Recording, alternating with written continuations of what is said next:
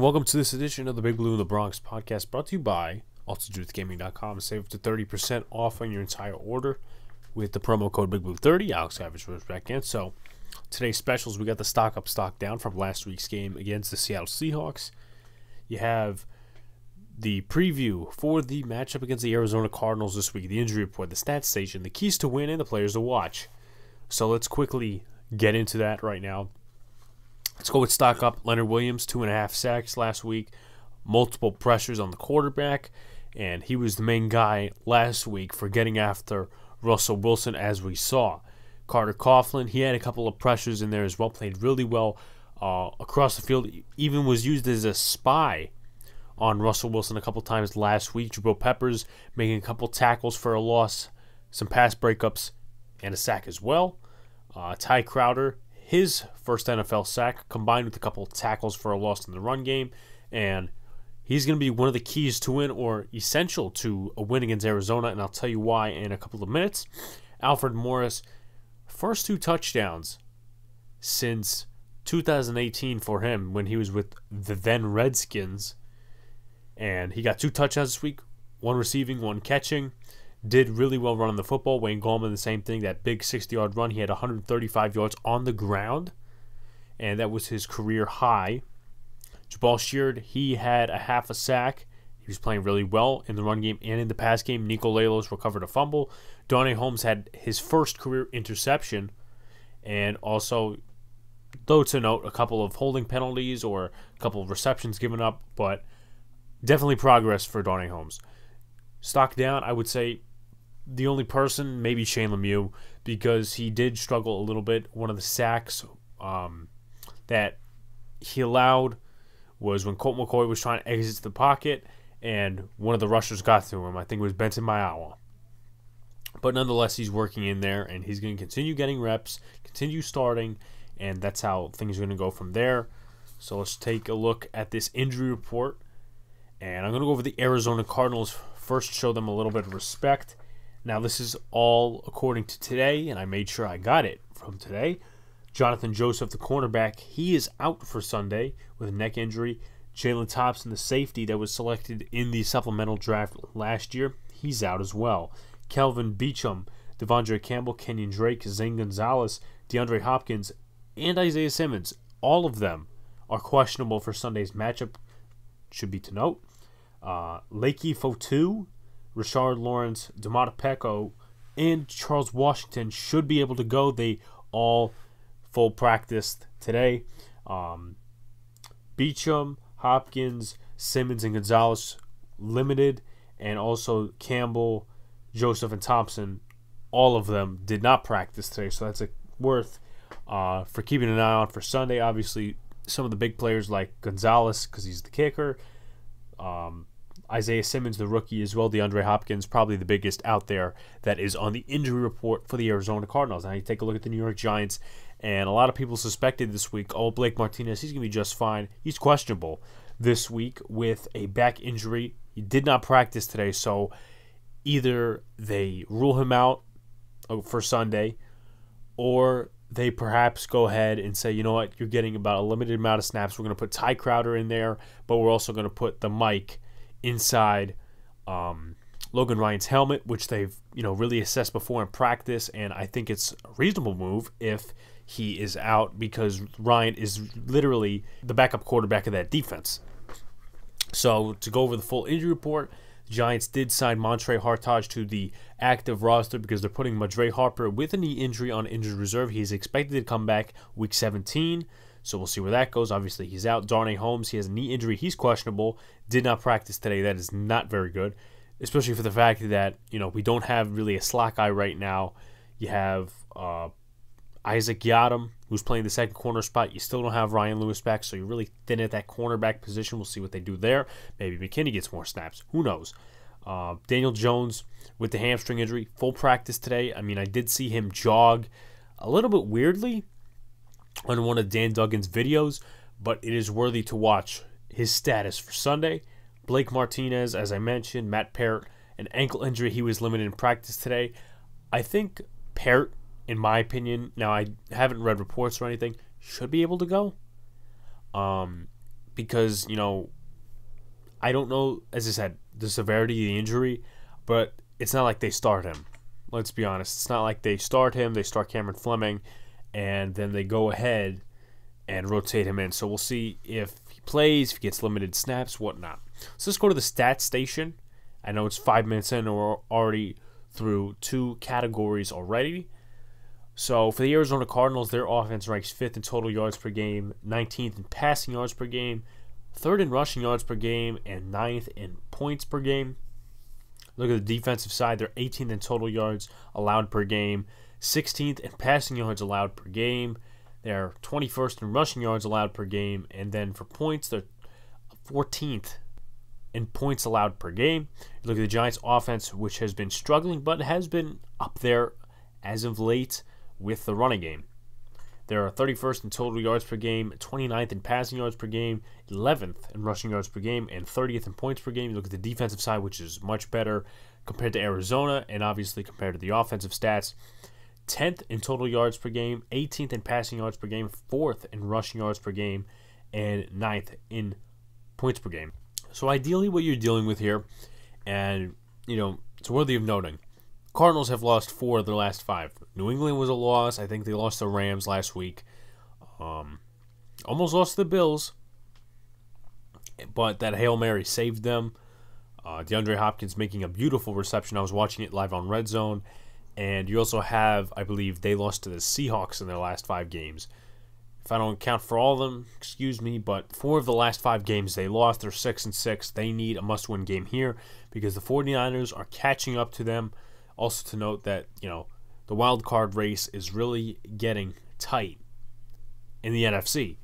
And you got teams from the NFC South, like whoever, if it's going to be New Orleans or if it's going to be Tampa Bay, and one of those teams doesn't win that division, they'll be trying to get a spot. And I don't know how many wild card spots they're doing this year. I think it's like 2 or something like that. I know they have a little bit of extended playoffs, but at 6-6 or 5-7 for the Giants' reasons, you need to win this game. Now, Arizona, they're very good on the ground. Kenyon Drake, Kyler Murray, Chase Edmonds when they put him in. I don't know if he's injured or not. Doesn't seem like it, actually. But, he ran all over us the last time. But this is a must-win game for the Giants. Stop them on offense. When everybody was talking last week, they were talking about Russell Wilson. Escapes from the pocket a lot. That's what Kyler Murray does. He is younger. He is speedier. And he is more elusive out of the backfield. He tends to run for longer. He's skinnier, but he's more speedier than Russell Wilson. It's worthy of noting. And the Giants are going to have to stop him. One of the only reasons they got 1 sack off him last year was because he ran into a pile of edge rushers for the New York Giants. And it's worthy of noting that, we only sacked them once last year, and we had bad edge rushers. We didn't have what we have now with this, complex defensive system. No. Then we had, Marcus Golden, Kareem Martin, any other of the flanky rushers we had. Like, I'm sorry to call them flanky, but, it wasn't the best defensive system. We didn't have the best talent on the field. The Dolphins, they're more advanced in the rebuild, probably because they stuck with the head coach. They have good talent. They had a lot of cap money last year, so that's probably a reason why they're about a year advanced, more than we are at least. But what you're going to look to do here before I go into the keys of the game and the players to watch, you're going to have to slow that running game down, whether it's Kyler Murray out of the backfield or whether it's going to be Kenyon Drake. And Blake Martinez being questionable hurts, and he is a big factor. People will say, stick Tate Crowder in there. Well, he's not that experienced. If you put him as the Mike linebacker or, a linebacker aside, another Mike, if you put Mayo in there, if you put Ryan in there, whoever you put in the box, it can't be just a rookie standing alone. I love Tate Crowder. I think he's made so much progress so far. But I think you need to put an experienced guy in the box to make run tackles. Now, I'm not saying that Crowder can't make tackles inside the box. But again, it comes with a level of experience. And, the Giants, they handled the last drive just fine without Blake Martinez last weekend. That's all fine and well. Seriously. But, that was the last drive. They didn't really run it. Martinez was used as a spy, as a blitzer, whatever. At least during the second to last drive. Got injured with a back injury, out of the game. Ty Crowder was in there, and they also put Ryan in there, or did whatever. They won the game. Again, they didn't run the football as much. That's what Martinez does. He stops the run. A lot of the people saying last year that we didn't have, a good defensive line like everybody was saying. It's not just the defensive line that stops the run, it's the linebackers. And I'm pretty sure Dave Gettleman and Joe Judge did a good job of buying these linebackers, really buying the goods, drafting them, and then being coached by Patrick Graham, Brett Bielema, Kevin Scherer, I think that's his name, the guy from Tennessee. But, Blake Martinez's job is stopping the run. Can Tay Crowder do it as many snaps go on? Because it's not like he plays 100% of the snaps like Martinez does. I don't know how many snaps he played last week. But, again, I would rather put somebody experienced in there, and especially with this offense, how good they are in the run game, and you also need a spy too. Sometimes Martinez isn't the spy. Sometimes put Coughlin in there, and they can't be, just good at stopping the run. I think in this case, you have to have an athletic linebacker, because if let's just say you had someone like Alec Ogletree spying on Murray, that's not going to happen, because if you have a defensive line that struggles to get down there, rush the passer, get the pressures, or if they do, and you have Ogletree spying, he's going to miss some tackles because he's unathletic. That's just how it's going to be. So you're going to need someone with speed in there, someone with experience, and is Crowder the guy? Again, all of these questions, and I could be wrong with my perception, all these questions will be answered on Sunday. And I guarantee you, and this is the Belichickian way of doing things, if they play Blake Martinez, if they play him, it's not going to be 100% of the snaps. It's going to be probably at a limited amount. Because he didn't practice today, didn't practice yesterday, wasn't seen at practice. There's no way you don't go in there, or you go in there and, just have no practice and play 100% of the snaps. That's impossible. Because the way Patrick Graham has it, he has a game plan for every week. And I really appreciate that out of him. Okay, so let's go to the keys to win here. And I was alluding to it, and I was kind of leading it in when I was talking about the running game with Kyler Murray. So here are your keys to win. Now, number 3, stop the conservative play calling. You need to go deep, and it's going to be tough for me to tell, to be honest, because there were reports coming out today saying, Daniel Jones didn't really look that good when he was doing individual drills or something like that. Dan Duggan had like a video where Jones was just jogging and he wasn't really running it out. And the report said, full practice, blah, blah, blah. He should be good to go. He's expected to play, but he's questionable. So it's going to be in a little bit way tough for Daniel Jones to be back to his full self this week. That's my opinion. And, at least the way they were portraying it this week, our offense is, at this point, relying on the running game. And that's another thing that the Giants will have to do. But you can't just ignore the fact that they have bad corners. Patrick Peterson, he's not himself this year. If you guys look at PFF, you guys refer to them, but I have his stats. According to Pro Football Reference down here, Drake Kirkpatrick, he's probably one of the worst corners in the league, one of the worst pickups. He's been bad for their secondary. I don't know how Byron Murphy's playing. If he is playing, I have to take a look. Buda Baker, he's someone else you have to watch out for. Also to note, their other safety, I forget his name. Doesn't matter right now. But, again, you have to attack the secondary. And if Daniel Jones was in last week against the Seahawks and he was fully playing, no injury, I think they would have went deep at least once or twice.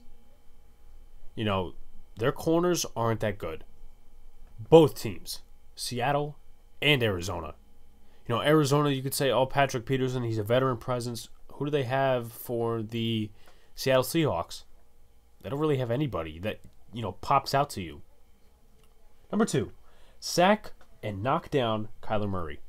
I said this before, and I'm going to say it again.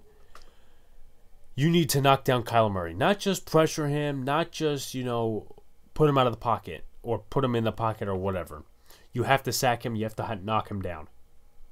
You have to do that. Because a lot of teams think, oh, just put pressure on Kyler Murray. He's going to throw an interception. No, because this guy's speedy. He runs out of every tackle he needs to. He runs out of the pocket if he's being rushed. If it's a blitz, he'll throw it quickly. This guy's elusive out of the backfield with his feet. Probably one of the better rushing QBs in the NFL right now. So, again, a lot of last year's problems came off the fact that the Giants, they were just saying blitz, blitz, blitz and doing all this stuff. They only got to him once. And their offensive line wasn't that good. It's better now. According to some Arizona fans, DJ Humphries, their left tackle, is playing to a Pro Bowl level. Could be going to the Pro Bowl. So with a better offensive line and, Kyler Murray still being Kyler Murray with his feet and throwing more touchdowns than he did last year and getting sacked less, because last year he got sacked 48 times. He sacked 20 times this year through, 12 games. Unless for some reason they didn't have their bye, but they probably had their bye. So through 12 games, right? And you have, 4 to go. I'm pretty sure unless the offensive line struggles to a heartbeat, they ain't getting to 48 sacks. So his offensive line is improving, and so is Kyler Murray. This is an offense you have to take seriously. And that goes to number 1 as well. Contain and neutralize DeAndre Hopkins. Bradbury held Metcalf to 3 receptions last week. Again, you'll get the casuals. Oh, DeAndre Hopkins, best wide receiver in the NFL. Bradbury can't do anything. Well, Bradbury, the last time he faced Hopkins, held him to about 3 receptions for 22 yards or something like that. There's a stat out there. You guys look it up. But I believe he could do this. And I believe in my heart that Patrick Graham, ever since the Eagles game, has learned his lesson. He really has, in my opinion. He's learned his lesson. He's formulated better game plans. He knows what the hell is going on. And that's why he's being, questioned about these, oh, are you going to interview for head coach? You can do this, you can do that. And he said, all I need to worry about right now is 3rd down against Arizona on Sunday. And that's good attitude to have. Not just, say, oh, well, I don't know about those coaching opportunities. Not just say that, but he goes, you know what, focused for 3rd down. Patrick Graham focused for 3rd down against Arizona on Sunday. And if you ask me, I still think that the Giants can beat Arizona. And there are players to watch. I'll get to that in a minute. And just a funny thing, me and my brother, obviously it can be hard for personal reasons, but me and my brother made a bet because he thinks for some reason the Giants are not going to beat Arizona. And I said, well, they're 6-6, and they lost 4 of the last 5. The Giants have won 4 of the last 5. Just the bye week, and you go back to they're 5-2 in their last 7. And he says to me, well, no, they're not going to win because DeAndre Hopkins is going to destroy you guys, and I just don't think Daniel Jones in the run game can get off to that good start. And I said, look, and he doesn't like soda. I said, look, I will personally get you a can or 2 cans of Pepsi if you lose this bet, because he doesn't like soda. He thinks soda is disgusting. And I said, you have to drink 2 cans of Pepsi,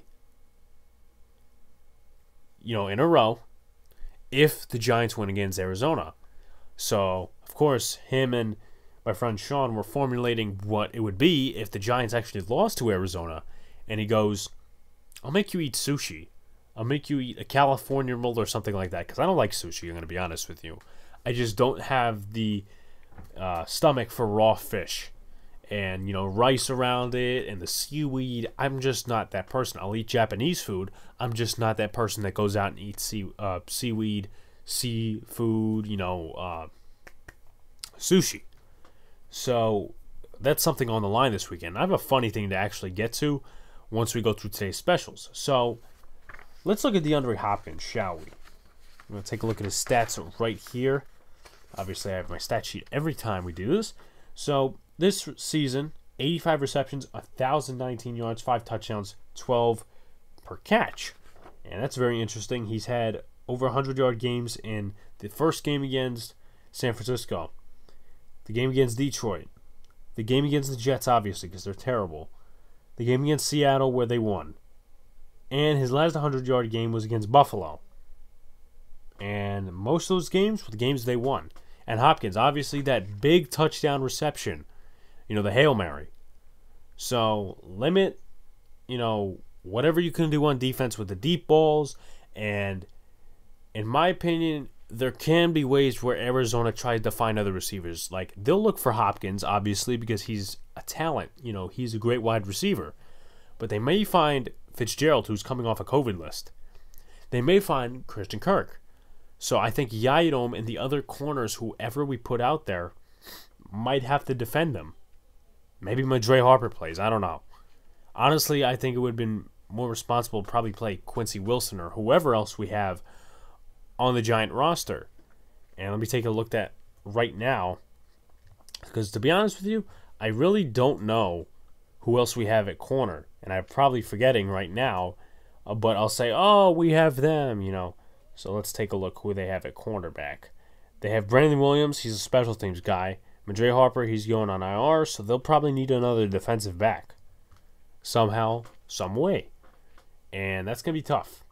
Because if you don't have Darnay Holmes playing, who did not practice today, and he's the best you got at slot corner or whatever, you're going to have to find ways out of that. And I'm confident that Patrick Graham can do that. So the next person on the list, or player, I should say, is Kyler Murray. 22 touchdowns, 10 interceptions, 2,987 yards, 7 per pass, 71 QBR, and 20 sacks. So he's only tossed 1+ interceptions, I should say, in one game this season. That was their loss to Detroit. I think that was an overtime thing. He tossed 2 touchdowns and 3 interceptions. If you look at the fumble, he's fumbled twice in the Buffalo game. He also fumbled twice against Washington, but they won those games very much so. He hasn't fumbled in the last 2 games, so good for him. I don't think he's the fumbling type unless they really get to him. I have to look at the highlights /film/ that stuff. But this guy's elusive, as I said. Rushing yards, let's take a look here. He had 91 rushing yards against San Francisco. He had 106 rushing yards against Miami. And that defense, is getting better by the week. He had 78 rushing yards against Carolina. And, again, this guy just shows you how dominant he is passing the ball and running on the ground as an alternative. So, once again, we need to knock him down. We need to sack him. We need to have him throw it away. Because if he's running for his life, that's not enough, in my opinion. Because if he throws it, makes some mystery throw, because that's what the Bills did on the last play in that game. He was pressured. He throws it out deep. Hopkins makes the catch. The game is over. Arizona wins. That can't happen. And if you have one play where Yadom is covering Hopkins in the slot, or you have one play where he's covering Fitzgerald or Christian Kirk, and he throws it to them, they make a great catch, then you're screwed. Then someone's going to be scratching their head and saying, oh, I should have gotten that, or I should have, knocked them down, or something like that. Because once again, this is probably our toughest matchup thus far. I mean, we got the Browns next week, Sunday Night Football. But pretty much he's elusive, and we need to knock him down and sack him. So let's go to our next guy, Patrick Peterson. 6 pass deflections, 3 interceptions this year. I'll read you off his stats. He's played 12 games, 63 targets, 43 completions. So he's allowed a 68.3 completion percentage with 550 yards, which is more than he allowed in 2018. And he played all 16 games, which is interesting. 12.8 given up per reception, 8.7 per target, and he's allowed 4 touchdowns already this season. And he could allow another one because obviously, he's played how many games in the past, and the last 2 years he's given up 4 touchdowns each. So I think he's going to peak his career high of giving up touchdowns. So we'll see where that goes. Passer rating of 96.7, and not much else. He's not been sent on blitzes or anything. Drake Kirkpatrick, he's given up 2 touchdowns, which is fewer than Peterson. 3 interceptions and 5 pass deflections. He's allowed 73 targets, but 52 completions, 71.2 completion percentage, 532 yards, 10.2 per completion, 7.3 per target, and 83.8 pass rating. So the passer rating isn't as bad. The yards per completion and target are not bad. The yards not bad, but he gets targeted a lot. So that's something, if Daniel Jones is up to, they need to target him. And the last time he was playing, I would say decent, was when he was with the Bengals, and that was a short time ago. I think he was released last year or the year before that, but definitely you need to target him. Definitely. There is no excuse for not targeting him. And I get it, run the football. They're probably, I think, 21st in run defense. Run the football occasionally, just like for pleasing myself and pleasing other Giant fans and pleasing your own passing stats because they're bad. Target Drake Kirkpatrick. Target any other terrible corners that they have on deep routes. I know you don't have a deep guy, but still. Austin Mack, Evan Ingram maybe. We'll see. Budda Baker. Now, this guy's a box guy. I can tell. It's not just, he's sent on a blitz. He's a box safety. And just telling by the stats, I could be wrong, but I don't think I am. 5 pass deflections, 1 forced fumble, 2 sacks, and 3 quarterback hits. He's had 6 pressures, 2 sacks, as I mentioned, 3 quarterback knockdowns, and blitzed or rushed 59 times. Now, in coverage, I think he's sort of like a Landon Collins figure. He's a box safety, kind of a hybrid guy. Not necessarily the cover safety that you want. 32 completion, 24 targets on 32 completions, 75% completion percentage, 253 yards, 10.5 yards per completion, 7.9 per target, and 4 touchdowns given up with a 111.1 passer rating. And as I mentioned, he has 2 interceptions. If I didn't, I just mentioned it. So he's playing at an elite level. He's going to be one where you need to watch him. He's in the box. And however, Vance Joseph utilizes him. They're one of the last-ranked defenses in the league. I wouldn't say, totally last, but middle of the pack, 2 last to that low-tier defense. But that is definitely what you need to do against the Cardinals to win, and I believe we can win. I really do. Get the run game going. You defend the pass. You pretty much leave Hopkins out of the game if he plays or not, and you cover up the other receivers. You get to the quarterback. You knock Kyler Murray down. He does not escape the pocket, does not make those throws. I think you're set for a good game and a Giants victory. That's what I think. Okay, so one more thing I want to talk about that's not on the menu. And I found it hilarious, but I found it funny, hilarious, funny, and also kind of sad for him at the same time. So, and I didn't necessarily force myself to bring this up, but I just, just bring it up anyway because I can tell how people don't have lives. And last night, Mark Schlereth is for some reason still tweeting at Giants fans. And I said, look, man, it's been a week almost since this game. Just cut it. You don't have to reply to every tweet. He goes, you let me run my Twitter, and I'll let you run your Twitter. And obviously people are saying, you roasted him, blah, blah, blah. I personally don't care about that, but it's just sad that somebody's got to waste their time like that. When pretty much everybody's slopping down to the Giants for being wrong about Joe Judge, and then you have clowns like Mark Schlereth, still on their base narrative. That's okay, bud. You're a sports broadcaster, maybe a destined Hall of Famer, and you're tweeting at Giants fans just because you won't accept you're wrong. I think it's funny. I really do. And, who knows? Who knows? I just thought it was funny to bring that up because he has really no time on his hands. But he's not watching this podcast, and honestly, if he didn't, I really couldn't care less. And I'm going to show the tweet right now if you're watching on YouTube, just in case. Just a little preview. If you guys are listening on any of the platforms below, it is on YouTube, or you can check my Twitter feed. So anyway, thank you guys for supporting. You can find us on the podcast platforms below, whether it be Spotify, Podbean, Apple Podcasts, Google Podcasts, Overcast, CastBox, iHeartRadio, and Apple and Amazon Music. Also, you can find us on social media at Big Blue in the Bronx, Instagram and Twitter. subscribe to our YouTube channel, turn those notifications on so when I go live, when I do something, you guys get the notification and you guys get to join in on the conversation or be the first to join in the conversation. Check out my Browns video. I thought it was a little funny. I just, I was bored with my time, so I said, you know what? Giants are in prime time. I'm very excited they're on Sunday Night Football, so let me make this. And I made it. Got, I would say, about 40 plus views, which is actually better than some of my other videos. And obviously, you had a Browns fan comment. I replied to him because he was basically saying, oh, it's going to be the 9-3 Browns beating the Giants. I said, we'll see about that, because if we beat Arizona this week, I think we beat the Browns. We'll see what happens. We'll see what they do against the Ravens as well. But thank you guys, and I'll see if I'm going live on Sunday because I have a personal matter.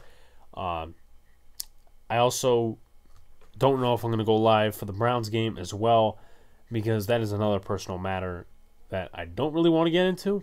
It's the reason why I'm doing this podcast not in my usual spot, but in my room. But anyway, thank you guys, and let's go Giants. We're going to beat the Cards. I'm going to kick some ass, and we're going to kill some birds.